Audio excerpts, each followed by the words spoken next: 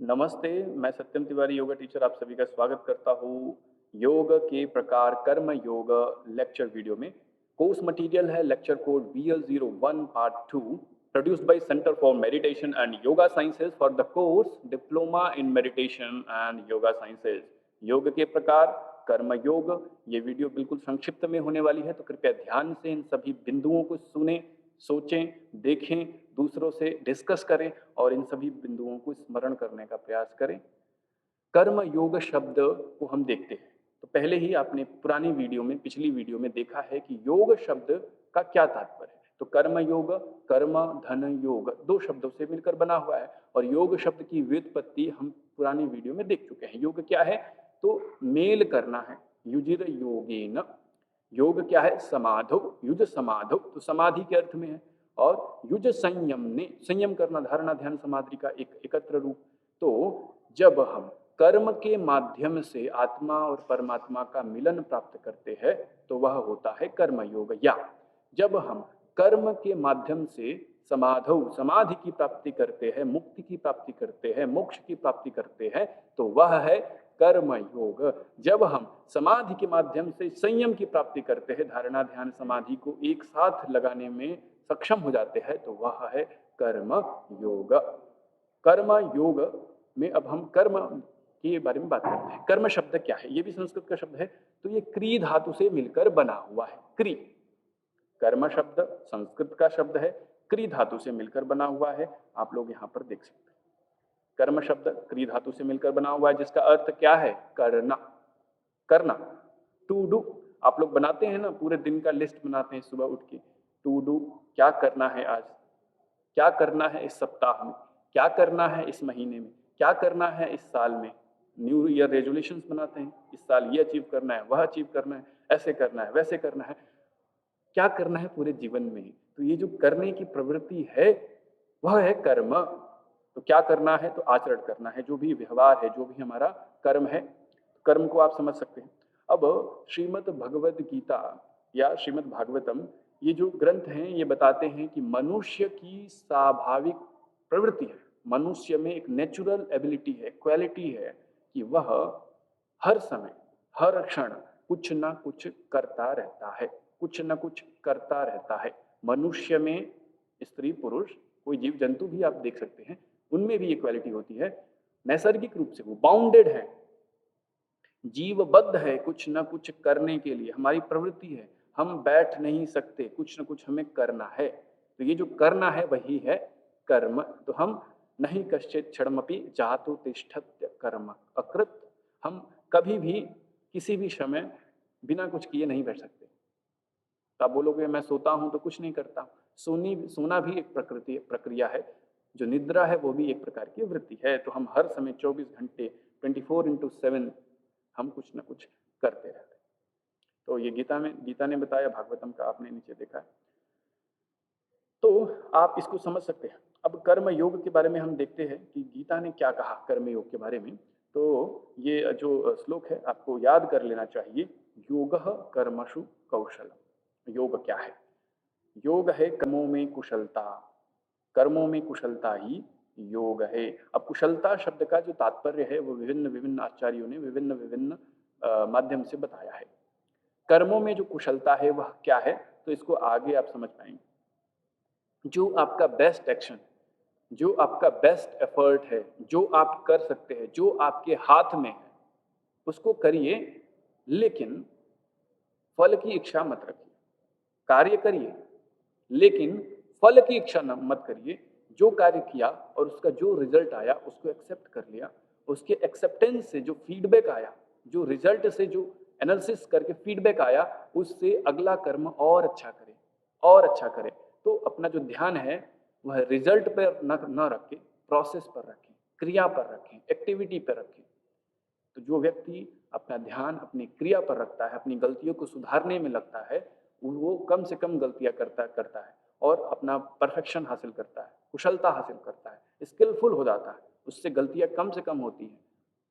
और जो व्यक्ति अपना ध्यान अपने कर्म पे न रखकर शॉर्टकट्स पे रखता है, फल पर रखता है, रिजल्ट्स पर रखता है, एंड पे रखता है, प्रोसेस पे नहीं रखता, मार्ग पर नहीं रखता, लक्ष्य पे रखता है हमेशा अपना ध्यान, तो वो मार्ग से भटक जाता है। तो यही कहते हैं, कर्मण्येवाधिकारस्ते मा फलेषु कदाचन माँ कर्म फल हेतुर्भूमा ते संगोस्त्व कर्मणि। अर्थात तेरा कर्म करने में ही अधिकार है, उसके फलों में कभी भी नहीं, कभी भी नहीं, नेवर। तो जो व्यक्ति है, मनुष्य है, जीव है, उसका जो अधिकार है और जो उसका गुण है वह है कर्म करना, टू डू। इसलिए तू कर्मों के फल की इच्छा मत कर, तू कर्मों के फल में हेतु मत हो, तथा तेरी कर्म न करने में भी आसक्ति न हो। तो कुछ लोग सोचते हैं कि जब फल की इच्छा ही नहीं करनी तो कर्म ही मत करो। ऐसा भी नहीं है, कर्म करो बट फल की इच्छा मत करो, प्रोसेस ओरिएंटेड हो, रिजल्ट ओरिएंटेड न हो। और इसको स्पष्ट करते हुए भगवान श्री कृष्ण कहते हैं 2:48 में, योगस्थः कुरु कर्माणि संगम त्यक्त्वा धनंजय सिद्ध सिद्धयो समो भूत्वा समत्वम योग उच्यते। मतलब समता का भाव योग है। अब करोगे फल की इच्छा न करके, जब कर्म करोगे तो फल तो आएगा ही, इच्छा करो ना करो। और फल दो प्रकार से आ सकता है, या तो जो कर्म किया वह सिद्ध हो जाए, या तो जो कर्म किया वह सिद्ध ना हो, या तो जो कर्म किया वह सिद्ध हो जाए, या तो जो कर्म किया वह फेल हो जाए, असिद्ध हो जाए। ठीक है, तो इन दोनों में समान रहना। फल की प्राप्ति हो गई तो बहुत खुश हो जाना, और फल की प्राप्ति नहीं हुई तो नाराज हो जाना, दुखी हो जाना, डिप्रेस्ड हो जाना, एंजाइटी में आ जाना, है ना। तो इन दोनों कंडीशंस से हट के, सिद्धि हो या असिद्धि हो, मेरा तो जो काम है वह है करना। फल क्या होता है मैं उसके बारे में बात नहीं करता।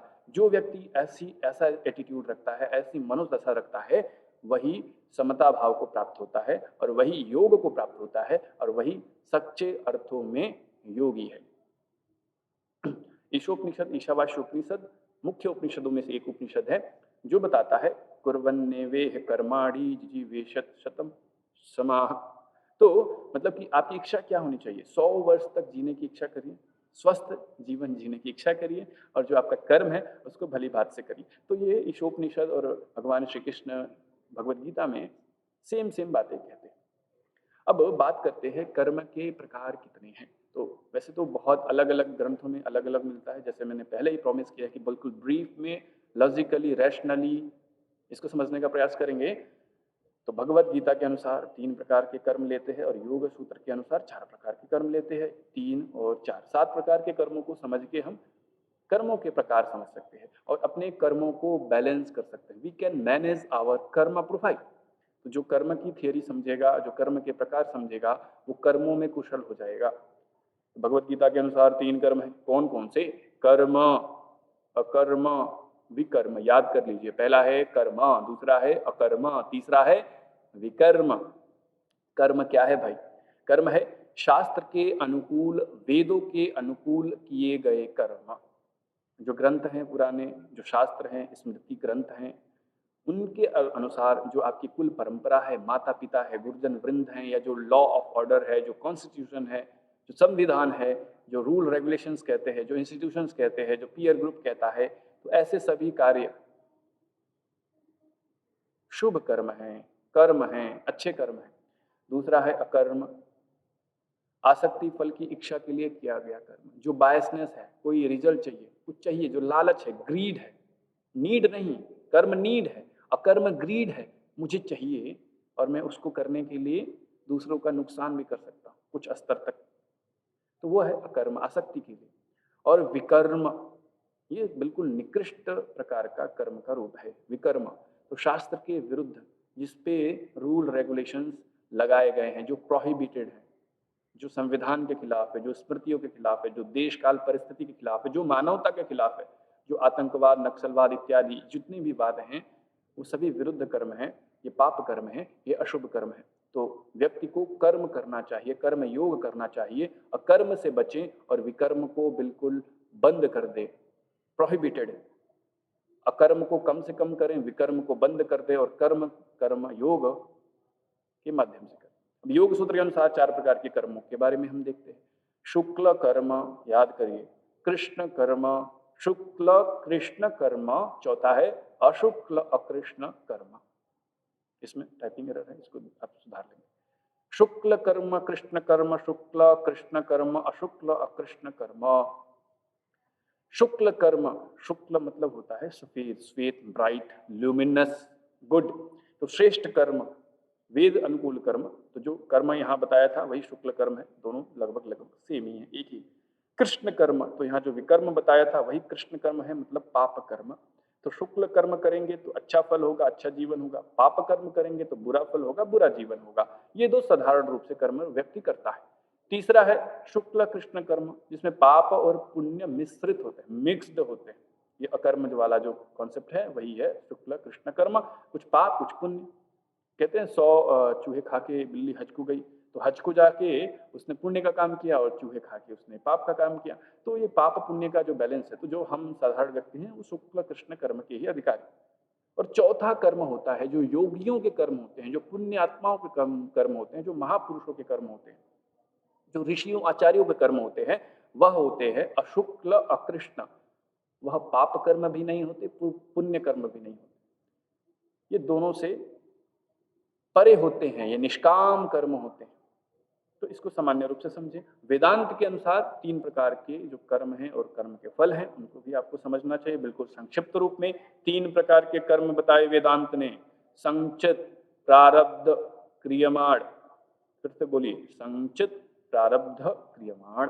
संचित क्या है? कहते हैं ना संचित, पाप का घड़ा भर रहा है, तो ये पूर्व जन्म में जो इकट्ठा किए गया कर्म है, जो प्रीवियस लाइफ में आपने जो भी एक्टिविटीज की गई हैं वो रजिस्टर्ड है। ये इंडियन फिलॉसफी कहता, भारतीय दर्शन करता है, कहता है कि जो कुछ भी आप करते हैं वह नष्ट नहीं हो जाता, वो रिकॉर्ड रहता है, उसका एक बैलेंस बनाया जा रहा है, उसका एक नोटिस रजिस्टर बनाया जा रहा है, और वो उसका रिजल्ट आज न कल, अगले जीवन में, हजारों जीवन के बाद कभी न कभी उसका फल हमें भोगना पड़ेगा। ये है कर्म का नियम। तो कर्म के नियम के अनुसार, वेदांत के अनुसार 3 प्रकार के हो गए। संचित, जो पूर्व जन्म में इकट्ठा हुए कर्म है। प्रारब्ध, जो पूर्व जन्म के जो कर्म हैं, जो इस जीवन में जिसके फल मिल रहे हैं। ठीक है, पूर्व जन्म के कर्म जिनका फल इस जन्म में मिल रहा है, प्रारब्ध। थोड़ा थोड़ा अंशों में समय समय पर मिलता रहता है प्रारब्ध। तो इसको भाग्य भी कह देते हैं, पता नहीं क्यों क्यों ऐसा हुआ, तो इसको भाग्य के रूप में समझते हैं प्रारब्ध। और तीसरा है क्रियमाण कर्म, जो कर्म आज आप डे टू डे एक्टिविटी में कर रहे हैं वह है क्रियमाण कर्म। तो ये क्रियमाण से ही संचित और फिर प्रारब्ध, ये तीनों आपस में जुड़े हुए हैं और इनमें एक डायनेमिक्स है। थोड़ा मुश्किल है उसको समझना, लेकिन अभी सुपरफिशियली हमें तीनों को जानना है और तीनों के बारे में संक्षेप में समझना है। इस प्रकार से आपने कर्मयोग की जो थियरी है उसको देखा। कर्मयोग क्रि धातु से बना, टू डू, प्रवृत्ति है हमारी, कुछ न कुछ हम करते रहते हैं। भगवद गीता के अनुसार बताया, योगः कर्मसु कौशलम, कुशलता को करना, कुशल रूप से कर्म को करना ही योग है। कुशलता वाला कर्म क्या है? तो निष्काम कर्म है, सिद्धि असिद्धि में समान होकर जो कर्म है।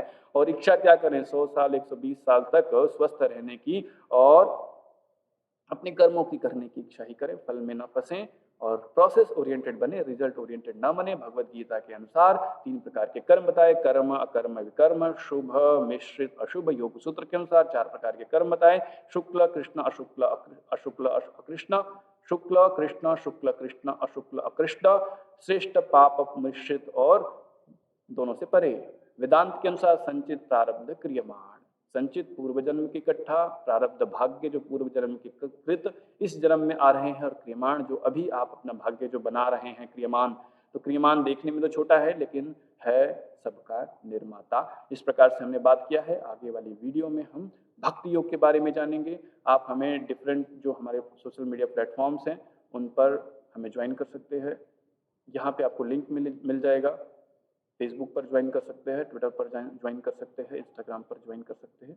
धन्यवाद। इस वीडियो को शेयर करिए, अध्ययन करते रहिए। हरिओम।